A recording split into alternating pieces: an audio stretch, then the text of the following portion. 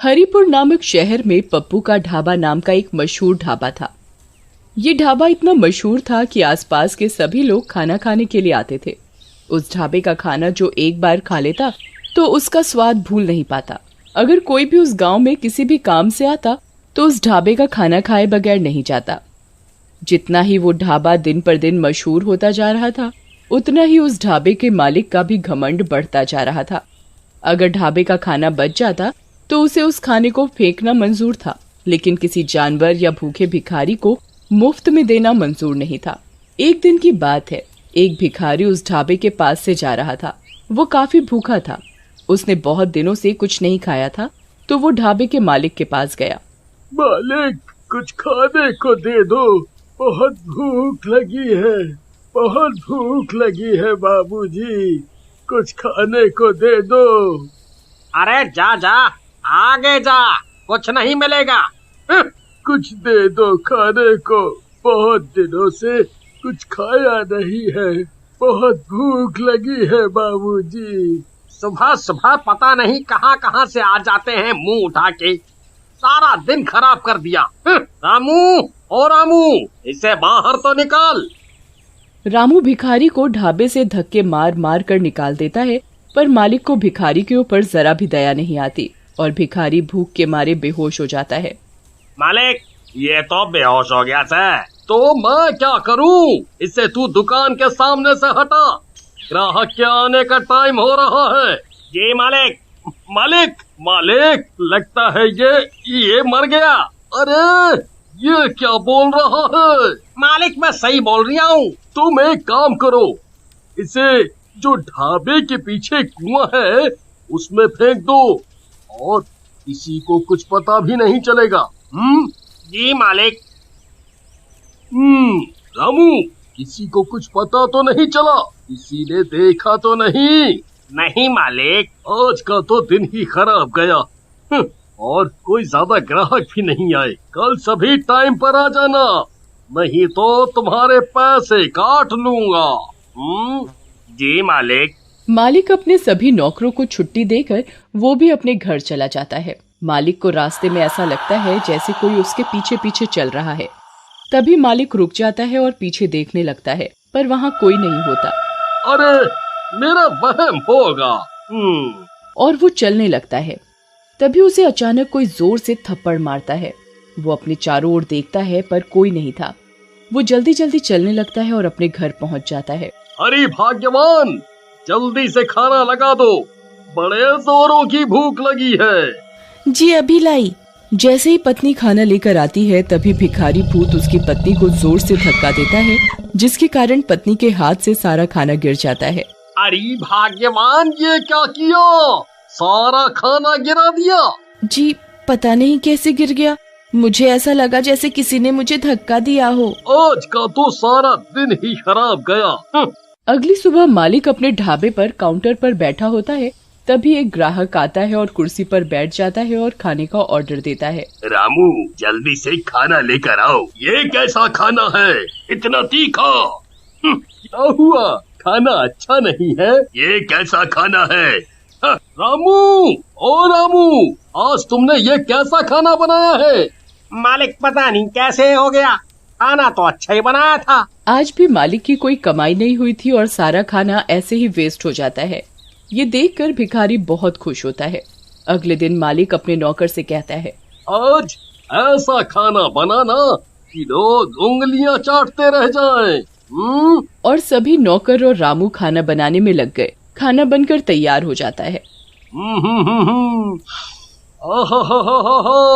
खाने की खुशबू तो अच्छी आ रही है।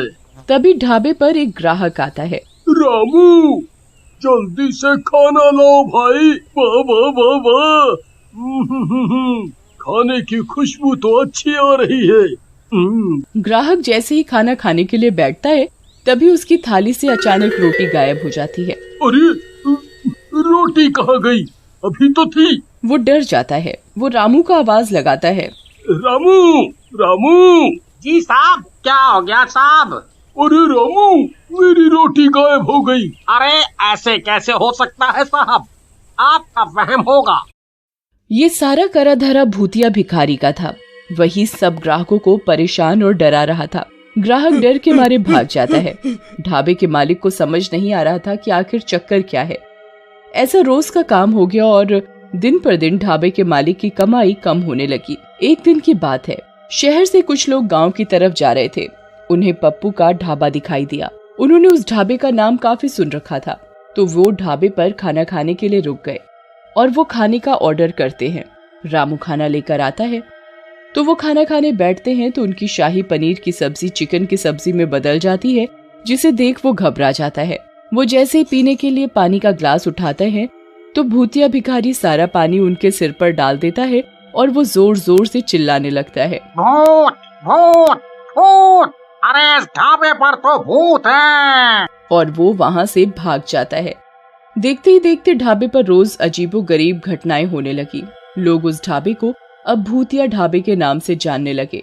एक दिन रात को ढाबे का मालिक जब ढाबे के गल्ले से पैसे निकालने के लिए गल्ला खोलता है तो वो देखता है कि इसमें तो एक भी पैसा नहीं है और पैसे की जगह मालिक को उस भिखारी का सर दिखाई देता है। भूत भूत, अरे ये तो वही भिखारी का सर है जिसे मैंने कुएं में फेंकवा दिया था। फिर ये इधर आया तो आया कैसे? मालिक की आवाज सुनकर ढाबे के सारे लोग मालिक के पास एकत्रित हो जाते हैं। क्या हुआ भाई साहब, आप इतना घबराए हुए क्यों हैं? ये देखो, हमारे गल्ले में भूत है। यहाँ उस भिखारी की खोपड़ी रखी है और उधर से पैसे गायब हैं। ये सुन सारे लोग बहुत घबरा जाते हैं। अरे भाई साहब, ऐसा कैसे हो सकता है? जाओ, तुम एक बार गल्ला खोल के देख लो, तुम्हें वहाँ एक खोपड़ी मिलेगी।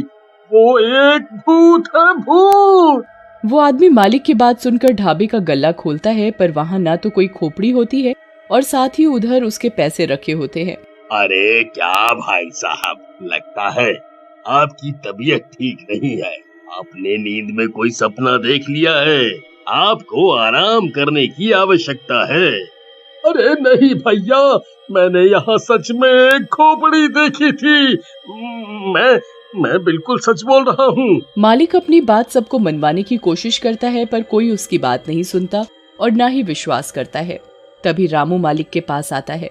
मालिक, मुझे ऐसा लगता है कि ये सब वो भूखा भिखारी कर रहा है जिसे आपने कुएं में फेंकवाया था। वही उसके भूखे होने की वजह से उसकी मौत हो गई थी और इसी वजह से उसकी आत्मा हमारे ढाबे में भटक रही है और आपको दिन रात परेशान कर रही है। रामू, मुझे भी यही लग रहा है। तुम सही बोल रहे हो, पर अब इस बात का क्या इलाज है? तुम मुझे ये बताओ। अगर ऐसा ही चलता रहा तो मैं एक दिन पागल हो जाऊंगा और मेरा ढाबा भी बंद हो जाएगा। आप चिंता ना करिए मालिक, मैं एक बाबा को जानता हूँ। मैं आपको उनके पास लेकर चलूंगा। उनके पास हमारी परेशानी का कोई ना कोई हल जरूर होगा। ऐसा मेरा उनके ऊपर विश्वास है। मैंने उनका काफी नाम भी सुना है। वो सबकी परेशानी दूर कर देते हैं अपनी पूजा पाठ से। रामू और उसका मालिक अगले ही दिन बाबा के पास जाते हैं। वो बाबा को उधर जाकर सारी बात सच सच बताते हैं। ये तुमने क्या किया? तुमने एक भूखे भिखारी की जान ले ली। उसकी आत्मा भूख की वजह से ही तुम्हारे ढाबे में भटक रही है और तुम्हें परेशान कर रही है। बाबा जी, हमारी मदद करो, हमसे गलती हो गई। हम कभी नहीं करेंगे आगे से ऐसा। हमें माफ कर दो बाबा। बाबा अपनी शक्ति से उस भिखारी की आत्मा को बुलाता है। मुझे किसी ने परेशान किया तो मैं सबको मार डालूंगा। मुझे माफ कर दो, मुझसे गलती हो गई। मैं आगे से कभी किसी भी भिखारी को भूखा नहीं जाने दूंगा।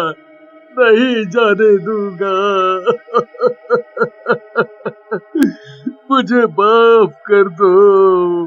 बाबा अपने लोटे से गंगा जल छिड़ककर उस भिखारी को मुक्त कर देते हैं और मालिक से हमेशा गरीबों को खाना खिलाने को बोलते हैं।